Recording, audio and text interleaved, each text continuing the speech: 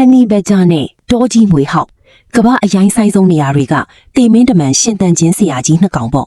ဒါပေမဲ့ဒီရိုင်းဆိုင်တဲ့နေမီတွေရဲ့တကယ်ဘရင်ကဘသူဖြစ်မလဲHenny ဘက်ဂျာဆိုတာကတော့ဒေါသအိုးတက်တက်ပါပဲတီးငယ်ပေမဲ့တန်မာတယ်ဘာကူမှမကြောက်ဘူးလို့လည်းနာမည်ကြီးတယ်သူ့ရဲ့ထူထဲတဲ့အည်ပြားကအကိုက်ခံရတာတွေကိုခံနိုင်ရည်ရှိတယ်လို့သူ့ရဲ့ခြေသေးတွေကလည်းယူသွနေတယ်လို့မျိုးတူးဆွနိုင်စွမ်းရှိပါတယ်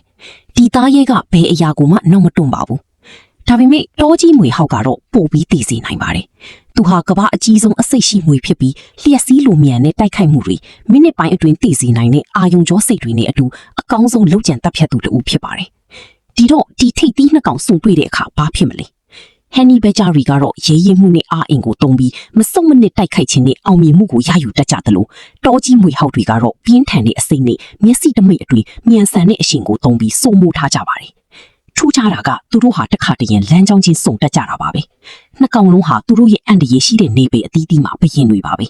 ဒါဆိုရိုင်းဆိုင်တဲ့နေကြီးရဲ့တကယ်ဘယင်ကဘသူဖြစ်မလဲတင်ကိုယ်တိုင်ပဲစုံဖြတ်လိုက်ပါတကယ်လို့သာသူတို့စုံခဲ့ကြရင်တော့ဒါဟာခေအဆက်ဆက်အပြောကြံရင်းမိတိုက်ပွဲတစ်ခုဖြစ်မှာပါဒါမှမဟုတ်တည်ဟီပဲဖြစ်သွားမလားပြန်လေသုံးသပ်ပြီးတင်ကိုယ်တိုင်ပဲစုံဖြတ်ပေးလိုက်ပါ